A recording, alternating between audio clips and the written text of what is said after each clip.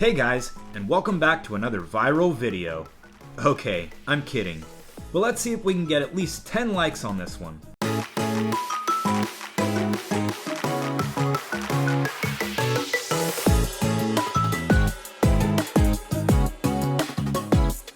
My name's Sean, and I make videos to help new and prospective real estate agents be more successful. If that sounds like something you might be into, stick around. And without further ado, let's get right into it. As the title reads, today's video is about how you can master the art of the listing appointment, even as a new real estate agent. When my wife and I first got licensed together, we had no clue where to get started. We passed our real estate salesperson exam together as we jumped up and down with joy on the elevator as we rode it down to the lobby. By the time we reached the bottom floor, my excitement had quickly turned into anxiety. I almost immediately started thinking, well, now what? We had answered all the riddles and crossed over the real estate bridge, but now what were we going to do?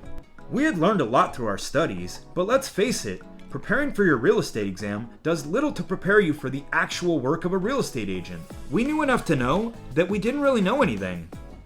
Shortly thereafter, we sought out a high-producing team at a big-named brokerage. Our thought was, if we could find some good mentors, we'd have the best shot at success. Not a bad thought, but it's choosing that team that can be really tricky. Our first mistake was simply using Google to search for top producers in the area. Pro tip, oftentimes, the first person to show up in your search engine isn't the top whatever it is that you're actually looking for. They might have just paid for that position. And if you already knew this, then you're well ahead of where I started. We joined a team, and with very little direction, they set me up on a dialer. I'd call really angry people all morning and try and convince them that me, the brand new agent, was the guy to now take their expired listing and get it sold. One time, after thousands of reps and the stars aligning perfectly, I was actually able to book an appointment with one. It was an overpriced listing that had expired at $1.3 million. My then team leader and I arrived at this amazing home, received the grand tour, and then began my first listing appointment. The seller invited us into the kitchen for the interview. My team leader then reached into a bag he had been carrying and pulled out a giant binder.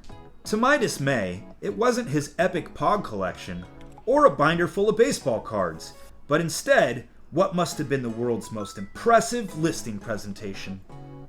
My team leader proceeded to go through this encyclopedia of awesomeness, page by page.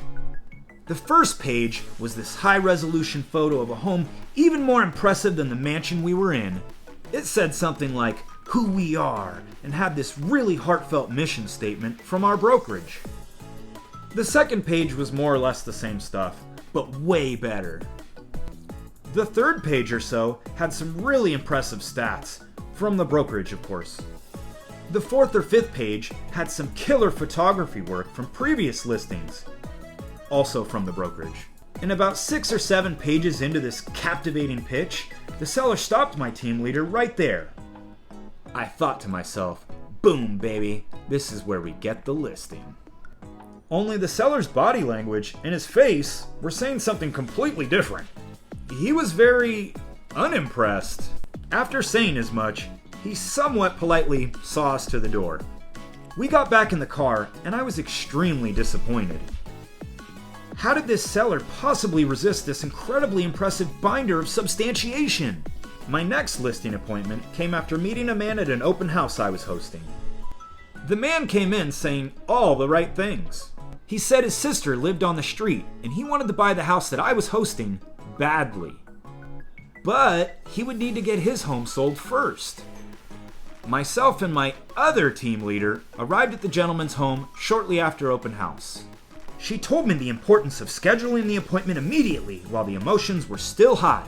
After receiving our grand tour and eating some kind of disgusting treat the gentleman's wife had offered, we sat around the table once again. I thought to myself, here we go, this one's in the bag. Speaking of bags, my team leader then reached into the giant bag and pulled out the infamous binder. No way could a second person resist such an impressive binding of greatness. Especially someone who was talking the way this man was. This was a slam dunk. The man expressed some concerns, and of course, I only chimed in to express our priority was to help him and his wife.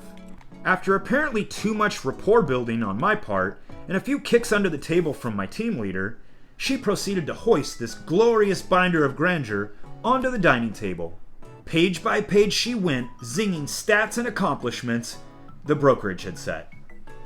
On she went as I looked up to see the gentleman had the same look on his face that the other seller had. He shortly thereafter stopped her and somewhat politely saw us to the door. We got back in the car and I had a sick feeling in my gut. Not from the failed listing appointment, but from the nasty treat the man's wife had given us.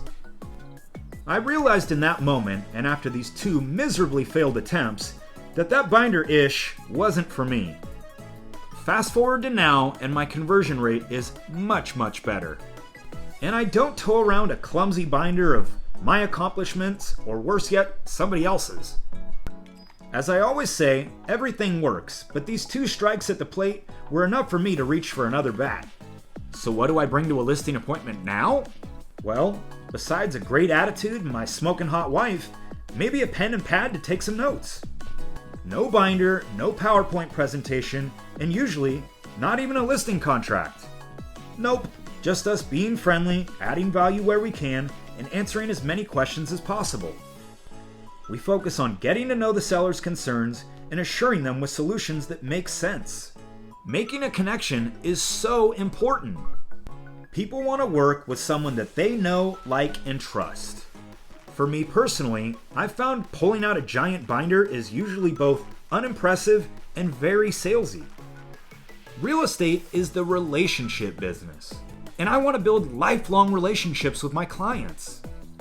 I think attempting to wow people with a book of yours, or worse yet, someone else's accomplishments, is unpersonal and very off-putting. A smart seller is going to see right through your sales tactics and probably somewhat politely see you to the door. Of course, knowing what to say and what questions to ask is extremely important too. And no tool will ever be as handy as a good, solid mentor. In conclusion, if you want to master the art of the listing appointment, scrap the binder. Try and find a good mentor that's both knowledgeable and relationship focused, like you. Always try and put yourself in the shoes of the seller and actually give a crap about their concerns. Always remember, people want to work with others that they know, like, and trust. Educate yourself every day and subscribe to my channel. Be on time, look professional, and speak with certainty. Operate with integrity and ask lots of questions. You've got this, and even you can learn to master the art of the listing appointment. Any questions, feel free to leave them in the comments below. And also, I'd love to hear your stories about your first listing appointment. Good or bad, if you've got a good story, leave it in the comments. That's it for today, and I sincerely hope you got some value out of today's video. If you did, think about hitting that like button and subscribe so you don't miss the next one.